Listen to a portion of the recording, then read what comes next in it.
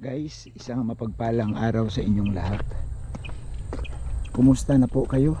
Naway datnan kayo ng aking pagbati na nasa maayos po ang inyong kalagayan. Saan man tayong dako sa mundo. So sa mga oras na ito, mga kalingap, mga kapatid, nakakalungkot man, di po ba, no? Sa live ni Sir July Paunil, nag-message po si Kalingap Prab dahil nga napag-usapan dito guys yung pagbaba ng views, no? Pagbaba ng views ni Kuya Bal, na ang views ni Kuya Bal ay 2 milyon na lang po sa isang buwan. Ibig sabihin ang layo na ng binaba ng views ni Kuya Bal. At pag ang views mo ay 2 milyon na lang, mababa na po yung revenue para sa channel ni Kuya Bal. Hindi na si Kuya Bal makakapag-charity kasi nga kakapusin na si Kuya Bal ng pundo ng pantulong.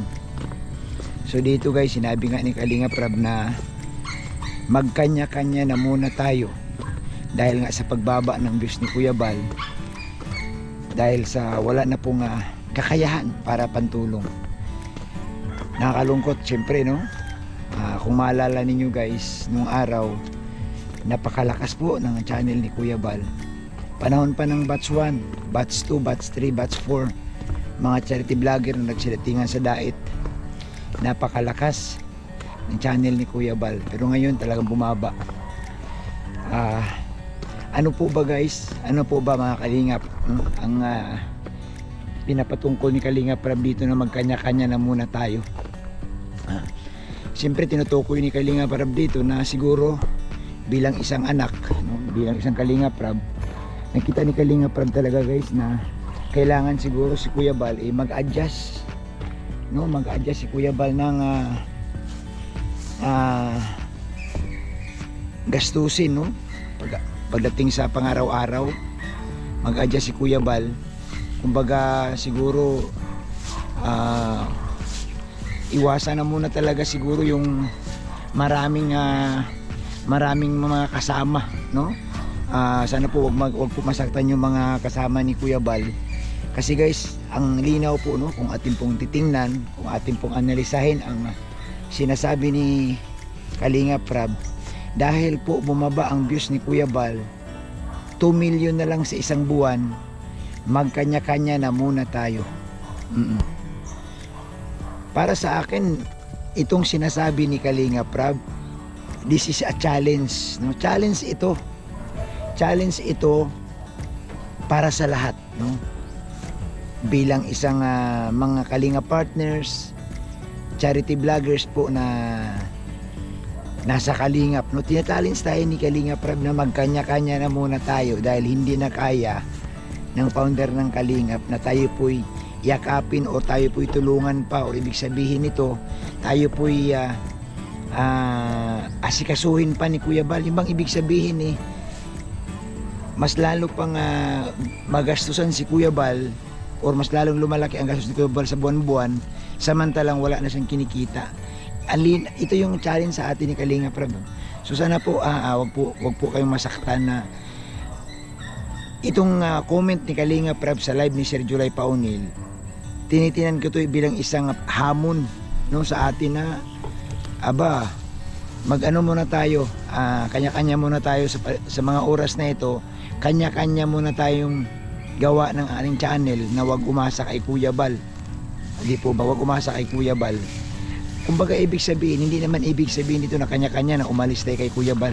Ibig lang sabihin dito na sinasabi ni Kalingap Rab na siguro oras na para baguhin ni Kuya Bal yung kanyang pang-araw-araw na gastusin. Kasi simplihan lang natin guys ang pag-unawa natin doon sa sinasabi ni Kalingap Rab na dahil sa pagbaba ng channel ni Kuya Bal, pagbaba ng views ni Kuya Bal, magkanya-kanya na muna tayo. Napakadali naman din talaga unawain, no? Madali man lang unawain kasi mga ganun na syempre, no, nakikita ni Kalingap Rab mas malaki ang gastos kumpara sa kinikita, no? Malaki ang gastos kumpara sa kinikita. So walang magiging walang magagawang pagtulong sa iba dahil nga yung revenue ni Kuya Bal guys, ang laki, no? Siyempre yung araw-araw ni Kuya Bal na paglabas, gasto sa gasolina, gasto sa mga tao, sa ayuda, kung ano pa man, di po ba? So doon pa lang talaga sa pagkain, no? Sa pagkain, kasi siyempre pag lumabas si Kuya Bal guys, lalo ngayon na may ginagawang pelikula si Kuya Bal, si Kuya Bal naman na pag umalis yan, maraming kasama, expenses, no? Nandyan kasama. So para sa akin, maganda rin namang hamon ito, no? Magandang hamon ito. At saka sa tingin ko naman guys, itong hamon ni Kalinga Prab na ito, para sa lahat, wala namang kaba siguro, no? Kasi natulungan naman talaga tayo ni Kuya Bal, no? Hindi na po natin pwedeng i-deny na lahat po talaga dyan natulungan na ni Kuya Bal. So siguro it's time, no? It's time to show na ipakita natin na natulungan ako ni Kuya Bal paano mag-vlog, paano dumiskarte. Nasa sa atin na ngayon guys kung paano natin gamitin yung mga aral, yung mga tinuro sa atin ni Kuya Bal, no? Nasa atin na lang po yun, no? Kasi matagal na rin man tayo sa Kalingap, at siyempre, no, hindi mawawala guys yung pasasalamat natin kay Kuya Bal, kasi nang dahil kay Kuya Bal kaya tayo nandito, nang dahil kay Kuya Bal, sa mga turo ni Kuya Bal sa atin, kaya tayo nandito. Nalulungkot lang talaga ako guys kasi humantong sa ganito ang channel ni Kuya Bal, pero wala tayong magagawa part kasi ng buhay talaga natin yan, na minsan tataas ang lalaki ang views, minsan bababa. Kaso nga lamang dito sa comment ni Kalinga Prab, mapapaisip ka palaisipan ito, no? Palaisipan ito na hinahamon talaga tayo ni Kalinga Prab. Hinahamon tayo ni Kalinga Prab, challenge tayo ni Kalinga Prab, magkanya-kanya na muna tayo. Kumbaga, palaguin mo na yung channel mo dahil nandyan na yan, sipagan mo na, lahat ng diskarte gagawin mo na para naman lumaki ang channel mo. So itong hamon ni Kuya Bal, itong hamon ni Kalinga Prab, maganda rin naman ito. At marami din naman dito guys na mga kasama natin na hindi naman na talaga mahihirapan na, no? Hindi na mahirapan na in terms na sa kanilang channel, kasi malalaki naman na talaga, no? Malalaki na, kaya na, no? Kaya na, lalo na dito sa mga viral na mga charity vlogger, no? Malalaki na yan yung kanilang mga channel. So yung hamon ni Kalinga Prab, pwede na nilang pwede na nilang tanggapin, no? Pwede na nilang tanggapin. Nakakalungkot lang talaga ako guys, nalulungkot ako nung mabasa ko tong comment ni Kalinga Prab. Alam niyo naman guys, si Kalinga Prab pag nagkomento yan, hindi po yan tipong nagbibiro, hindi po ba? Hindi yan tipong nagbibiro si Kalinga Prab. Ngayon nasa sa atin na lang yan kung iti-take nating biro, pero para sa akin seryoso si Kalinga Prab sa pagkakataong ito na challenge na tayo na magkanya-kanya na muna, kasi ang baba ng views ni Kuya Bal, no? Ang baba ng views ni Kuya Bal. So ano ba ang sa mga viewers natin, no? Guys, magbigay kayo ng suggestion, no? Ito tinatanong ko kayo, ano ba ang inyong advice, payo, opinion, komento dito sa comment ni Kalinga Prab, no, na magkanya-kanya na muna tayo. Comment kayo dyan guys, no, kasi siyempre mas mahalaga din kasama namin kayo, no, yung Kalingap supporters, Kalingap viewers. Mas mainam din na kayo mismo rin may sarili din kayong komento. Tama ba? Oras na ba na si Kuya Bal magkanya-kanya na muna, no? Tama ba itong hamon ni Kalinga Prab, na tatanggapin ba itong hamon ni Kalinga Prab? Ito guys, tinatanong ko yung mga viewers natin, tama ba itong hamon ni Kalinga Prab na magkanya-kanya na muna, sa kadahilanan, no? Sa kadahilanang bumaba po ang views ni Kuya Bal, at pagbaba ng views ni Kuya Bal, ang baba na rin ang revenue ni Kuya Bal, no? So ganoon naman talaga kasabihan nga, kapag maiksi ang kumot, marunong kang mamaluktot. Ito yung sinasabi na, di ba, pag maiksi ang kumot, marunong kang mamaluktot, no? Pag malaki ang kumot, di, umunat-unat ka. Sa ngayon, maiksi ang kumot ni Kuya Bal, maliit ang views, maliit ang revenue, wala mo na talaga sigurong gastusin. Hindi po ba, wala po mo na sigurong gastusin. Ito hamon ni Kalinga Prab, nasa mga Linga partners pa rin guys kung paano tumugon, no? Para sa akin, hindi na nagkulang si Kuya Bal. Para sa akin, hindi na nagkulang si Kalinga Prab. Natulungan na po eh. Natulungan na po.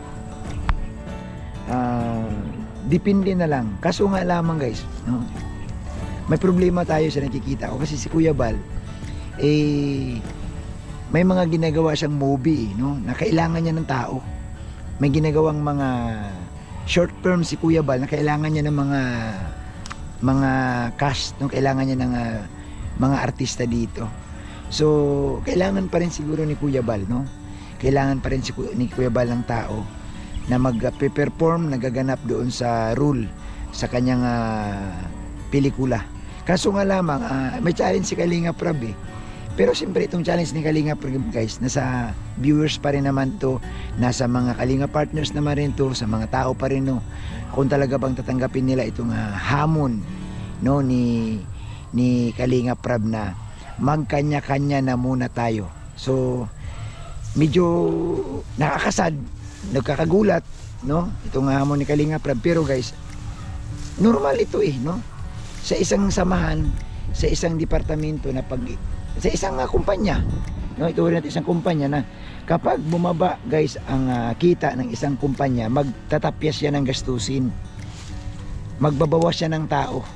So itong katayuan ni Kuya Bal ngayon, no, at katayuan ng Kalingap na bumaba po ang kanilang revenue, bumaba ang views, may paraan dyan, kagaya nga ng sabi ni Kalinga Prab na magkanya-kanya na muna. Kumbaga tatapyasin na muna kung ano man yung mga gastusin, kung ano man yung mga hindi naman na masyadong kailangan, no? Para lang makasurvive ang channel ni Kuya Bal, gagawa din ng pamamaraan si Kalinga Prab, si Kuya Bal, para masustain ang kailangan ng ni Kuya Bal sa kanyang YouTube channel. So yun lamang po guys, no? Talagang minsan nasasyak ako sa nababasa ko. Pero ganun talaga, no? Ganun talaga. So kailangan natin tanggapin kung ano man yung hamon ni Kalinga Prab sa atin. Pero maganda rin ito sa kabilang banda. Maganda nito hamon ni Kalinga Prab, no? Maganda itong hamon ni Kalinga Prab na magkanya-kanya, kasi ito yung time na makapag-focus ka sa sarili mo eh. Na ikaw lang, no? Ito yung time na kaya mong patunayan, no, na pwede kang ano man ang pwede mong gawin sa channel mo, iyo yun eh.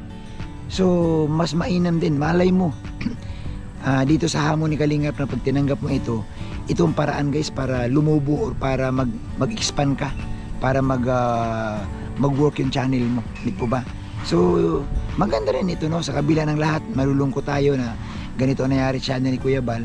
Pero sa kabilang banda naman, tingnan natin, baka naman itong hamon ni Kalinga Prab magiging daan ito para naman sa tagumpay ng iyong channel. Malay mo, di ba? Malay natin, di natin masabi. Di po? So yun lamang po guys ang ating reaction sa komento ni Kalinga Prab. Maraming salamat sa inyong lahat. Mabuhay po at isang mapagpalang araw. Bye bye. God bless sa lahat.